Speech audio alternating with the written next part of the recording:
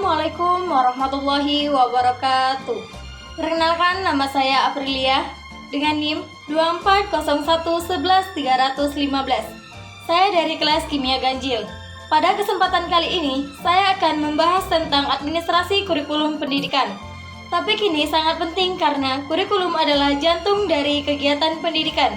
Melalui administrasi kurikulum yang baik, proses belajar mengajar dapat berjalan terarah, efektif, dan sesuai tujuan pendidikan. Adapun pengertian administrasi kurikulum pendidikan menurut Purwanto 2017, Mulyasa 2019, dan Sagala 2013, administrasi kurikulum pendidikan adalah proses pengelolaan seluruh kegiatan yang berkaitan dengan perencanaan, pelaksanaan, dan evaluasi kurikulum di lembaga pendidikan agar tujuan pembelajaran dapat tercapai secara efektif.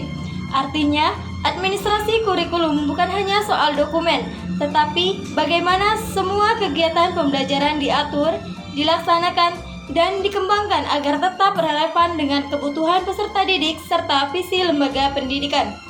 Kegiatan ini mencakup yang pertama, penyusunan rencana pembelajaran seperti silabus, RPP, atau modul ajar. Yang kedua, penentuan jadwal dan pembagian tugas mengajar guru. Yang ketiga, pemantauan pelaksanaan pembelajaran di kelas. Dan yang terakhir, evaluasi hasil belajar dan perbaikan kurikulum sesuai kebutuhan siswa. Adapun tujuan, yaitu menjamin keteraturan dan relevansi kegiatan belajar dengan visi pendidikan yang diharapkan. Fungsi administrasi kurikulum menurut Suryo Subroto 2004, Mulyasa 2019, dan Tilar 2015. Fungsi utama administrasi kurikulum terbagi menjadi 3 bagian besar. Yang pertama, perencanaan kurikulum. Pada tahap ini, lembaga menentukan mata pelajaran, kompetensi, dan kegiatan pembelajaran, menyusun kalender akademik serta pembagian waktu belajar, menyelaraskan isi kurikulum dengan kebutuhan masyarakat dan dunia kerja. Contohnya, sekolah menyesuaikan kurikulum agar siswanya siap menghadapi era digital dengan menambah mata pelajaran berbasis teknologi. Yang kedua, pelaksanaan kurikulum tahap ini mencakup pengaturan jadwal mengajar guru atau instruktur, penyediaan bahan ajar dan media pembelajaran, memastikan kegiatan belajar mengajar berjalan sesuai rencana. Misalnya, sekolah mengatur agar pembelajaran proyek PBL berjalan efektif dengan kolaborasi antar guru dan jadwal yang kelas. Yang ketiga, pengawasan dan evaluasi kurikulum.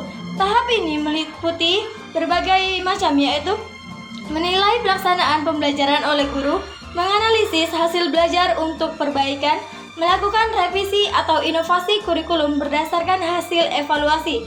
Sebagai contoh, jika hasil belajar menunjukkan siswa kesulitan memahami materi tertentu, maka guru dan tim kurikulum perlu meninjau kembali strategi atau konten pembelajarannya. Contoh penerapan di lembaga pendidikan. Di sekolah formal, administrasi kurikulum terlihat dari yang pertama, penyusunan RPP dan modul ajar oleh guru.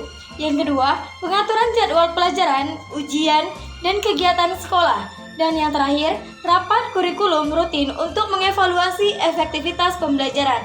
Sementara, dalam pendidikan non-formal seperti bimbingan belajar, administrasi kurikulum dilakukan melalui yang pertama, penentuan program belajar sesuai kebutuhan siswa. Misalnya, intensif UTBK atau remedial.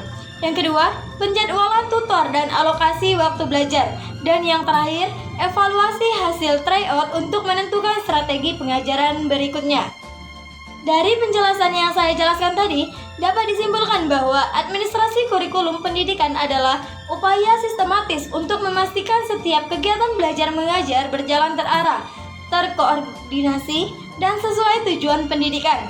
Memahami administrasi kurikulum sangat penting bagi kita sebagai calon pendidik dan pengelola lembaga pendidikan, karena dengan pengelolaan yang baik, kegiatan pembelajaran menjadi lebih efektif, guru dapat bekerja secara terstruktur, dan pendidik dan peserta didik memperoleh pengalaman belajar yang maksimal. Baiklah, itu saja yang dapat saya jelaskan tentang administrasi kurikulum pendidikan. Saya Eri, wassalamualaikum warahmatullahi wabarakatuh.